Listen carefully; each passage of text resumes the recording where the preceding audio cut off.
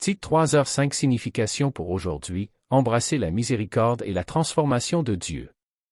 Titre 3h5 dans la Bible déclare, non pas par des œuvres de justice que nous avons faites, mais selon sa miséricorde, il nous a sauvés, par le lavage de la régénération et le renouvellement du Saint-Esprit. Ce verset met l'accent sur le message central du salut par la miséricorde de Dieu et l'œuvre transformatrice du Saint-Esprit. Il oppose les efforts humains pour atteindre la justice avec l'acte gracieux de Dieu de nous sauver. Candidature pour aujourd'hui.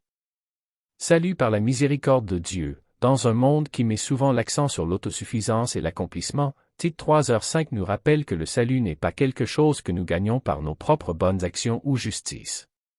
C'est un don de Dieu, donné par sa miséricorde abondante. Cela nous enseigne l'humilité et la confiance dans la grâce de Dieu plutôt que de compter uniquement sur nos propres mérites. Vie axée sur la grâce, tout comme nous recevons le salut par la miséricorde de Dieu, nous pouvons appliquer ce principe à nos interactions avec les autres. Au lieu d'être critiques ou pharisaïques, nous pouvons accorder la grâce et la compassion à ceux qui nous entourent, en reconnaissant qu'aucun de nous ne mérite le salut par lui-même.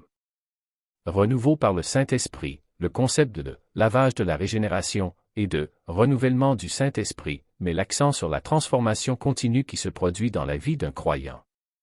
Aujourd'hui, nous pouvons appliquer cela en permettant au Saint-Esprit de renouveler notre esprit, nos attitudes et nos comportements. Cela implique de rechercher activement la croissance spirituelle et de permettre à l'Esprit de nous guider loin des vieilles habitudes et vers une vie pieuse. Identité en Christ, ce verset nous rappelle que notre identité n'est pas enracinée dans nos réalisations ou nos bonnes œuvres, mais dans l'œuvre du salut du Christ. Dans un monde où les gens se définissent souvent par leurs réalisations, nous pouvons trouver la sécurité et le but en sachant que notre valeur vient d'être un enfant de Dieu. Éviter le légalisme, le verset souligne que notre salut n'est pas basé sur l'obéissance à un ensemble de règles ou de rituels. Cela peut nous encourager à éviter les attitudes légalistes qui se concentrent sur les comportements externes sans un véritable changement de cœur. Au lieu de cela, nous pouvons cultiver une relation avec Dieu marquée par l'amour et la dévotion.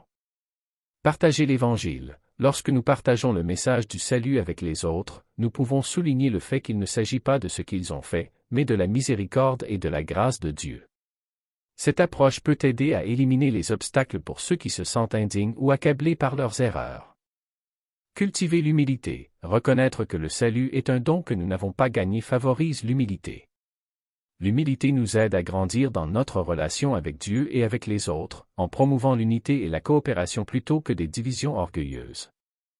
Dans le monde d'aujourd'hui, où les gens s'efforcent souvent d'être validés par des réalisations, un statut social ou des possessions matérielles, titre 3h5 nous appelle à nous concentrer sur la miséricorde de Dieu et le pouvoir transformateur du Saint-Esprit. Cette perspective peut conduire à une vie chrétienne plus compatissante, remplie de grâce et authentique. Je prie pour que vous soyez bénis. Merci d'avoir pris votre temps.